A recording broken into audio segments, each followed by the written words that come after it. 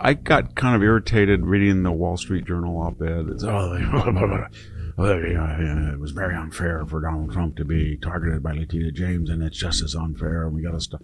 No, I read the Wall Street Journal during that whole era when she went after Donald Trump, and I can tell you, whether in the news division or some of the op-eds, it wasn't that this is a witch hunt against Donald Trump.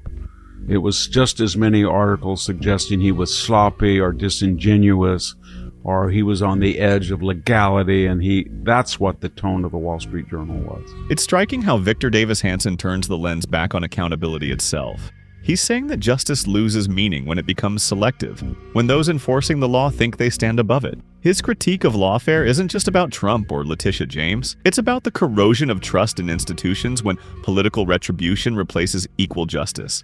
And as the conversation unfolds, he goes even deeper, connecting this pattern to other prosecutors and judges, exposing what he sees as a broader decay in the rule of law. What starts as one case becomes, in his words, a warning about the future of American democracy. And so the question is, there's two questions. Question A, did she or did she not violate real estate laws? Did she say that her principal residence was outside the state of New York when she is by statute required as a statewide official as Attorney General to live in New York? And the answer is she did.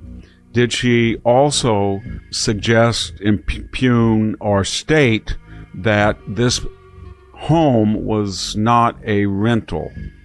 And that seems to be under investigation. We'll see.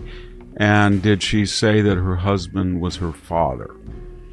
And we'll find out about that too, whether that's going to be an official part of the indictment. And so then the second question is, did the Trump DOJ target her in a way they would not have targeted, according to the Wall Street Journal, thousands of other people who fudge on their principal residence and, like Adam Schiff, allegedly claimed to? And we'll see about that. But Wall Street Journal, there's a little thing you forgot to tell us. She is the chief law enforcement officer of New York. She is. She's the attorney general of the entire state. Every investigative journalist out there should be checking every attorney general to make sure they're above the suspicion of committing a crime. So yes, she had undue attention. I don't know if it was because she went after Trump or because she was a radical progressive who said crazy things and brought attention onto herself, and people then started to investigate her. But either way, it doesn't matter, because she's supposed to be the person above legal reproach, and she's not. If you look at the metaphorical corpses of this lawfare, so we look at E. Jean Carroll. She has completely disgraced herself. The judge in that case has Kaplan. He has disgraced himself. We had Judge Mershon. He has disgraced himself.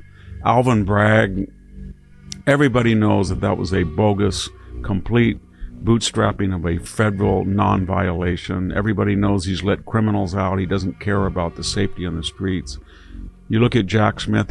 A day doesn't go by then we don't find a Jack Smith horror story, whether it's getting free legal service and not reporting that as income, or more recently we learned that he ordered they're very careful. He did not tap their phone. No, he didn't tap the actual content, but he did the data search on, was it 8 or 9 U.S. senators? And he was trying to find out after January 6th, what time did they call?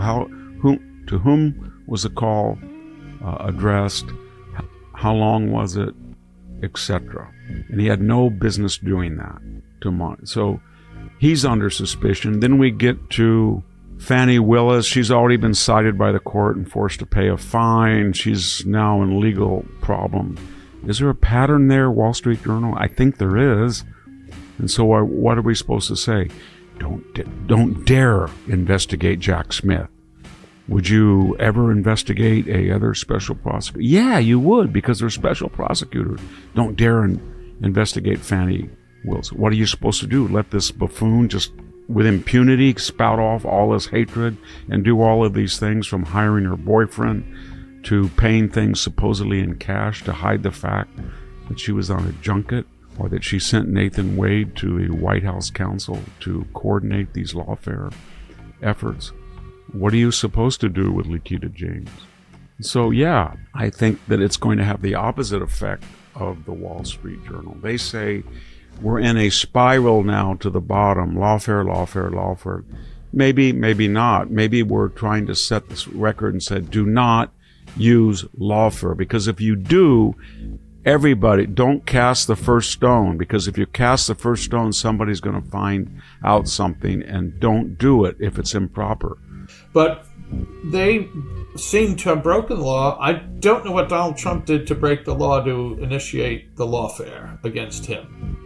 So there's he committed a sin. He decided they knew he was going to run for president. Had he said one of the three things, I am not running for president, they wouldn't have had any of those indictments. If he said number two, I'm not Donald Trump, he got mistaken identity, I'm not Donald Trump, they wouldn't have indicted him. And if he'd said, I'm Donald Trump, but I apologize, and now I'm a hardcore leftist, and I'm joining the Never Trump people, they wouldn't have indicted him. Yeah. It was because he was Donald Trump, and he was proud of it, and he was going to run for president again, and he was going to double down what he did on the first term. And that's, in their way, that were three mortal sins. In this video, Victor Davis Hanson reminded me of something I once read in Solzhenitsyn's The Gulag Archipelago, that the line dividing good and evil cuts through every human heart. His reflections on Letitia James, Jack Smith, and others felt like a modern echo of that truth.